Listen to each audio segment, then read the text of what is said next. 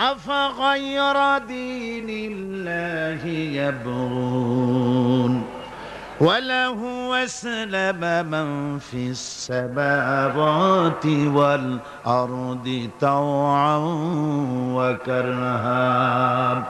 আমার দেওয়া জীবন ব্যবস্থাকে ছেড়ে দিয়ে তোমরা কি অন্য কোন মতবাদ খোঁজো নাকি?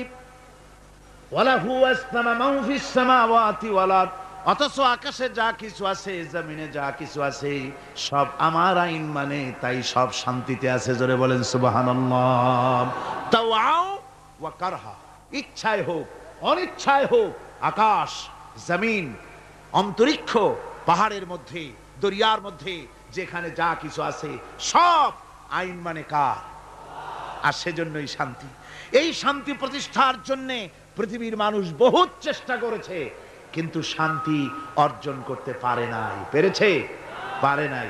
আমাদের দেশের রেডিও এবং টেলিভিশনে বিভিন্ন ধর্মগ্রন্থ পড়া হয়, তারপরে বলে বিশ্বের সকল সৃষ্টির মঙ্গল হোক, ওং শান্তি ওং শান্তি। আমি বলেছি এইভাবে কেউ যদি ওং ওং করতে করতে যদি একেবারে রক্তবমিও করে, তবুও শান্তি প্রতিষ্ঠা হতে পারে না। শান্তি প্রতিষ্ঠার জন্য এই পৃথিবীর বুকে মানুষের চেষ্টার কম নাই।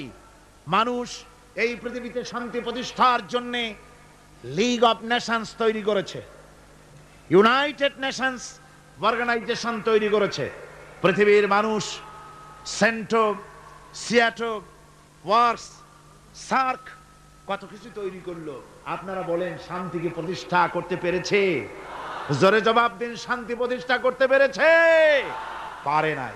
প্রথম বিশ্বযুদ্ধ হয়ে গেল। এই বিশ্বযুদ্ধের পর নিদারুণ ভাবে মানুষ ক্ষতিগ্রস্ত হলো, পৃথিবীর মানুষ। আর যাতে যুদ্ধ বিগ্রহ না হয় সেজন্য 1920 সনে লিগ অফ নেশনস তৈরি হলো। পৃথিবীতে আর যুদ্ধ যাতে না হয় সেই আকাঙ্ক্ষা নিয়ে এটা তৈরি করা হলো। কিন্তু লিগ অফ নেশনস কিছুই করতে পারল না। 1939 সনে শুরু হয়ে গেল সেকেন্ড গ্রেট ওয়ার, দ্বিতীয় বিশ্বযুদ্ধ। এই বিশ্বযুদ্ধ চলল 1939 থেকে 1945 সন পর্যন্ত, অর্থাৎ সুদীর্ঘ 6টি বছর পর্যন্ত দ্বিতীয় বিশ্বযুদ্ধ চলল। এই যুদ্ধে পৃথিবীর বিরাট ক্ষতি হয়ে গেল, অসংখ্য মানুষ মরল, কত কোটি কোটি মানুষ ক্ষতিগ্রস্ত হলো, বাড়িঘর ধ্বংস হলো, মানুষের নগর সভ্যতা জনপদ বিধ্বস্ত হয়ে গেল। আর যাতে যুদ্ধ বিগ্রহ না হয় সেজন্য পৃথিবীর মানুষেরা তৈরি করলো ইউএনও, ইউনাইটেড নেশনস অর্গানাইজেশন, যাকে বলা হয় জাতিসংঘ। কি বলা হয়? এই জাতিসংঘ প্রতিষ্ঠা হয়েছিল কি জন্যে? শান্তি প্রতিষ্ঠার জন্য।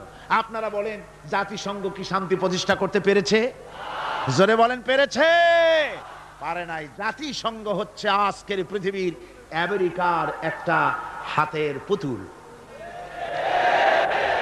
পুতুল নাচ যারা দেখেছেন, পুতুল যেমন মানুষের হাতে সুতা বাঁধা থাকে আর তাই দিয়া পুতুলের নাচায়, জাতিসংঘকে ভাবে আমেরিকা নাচায়।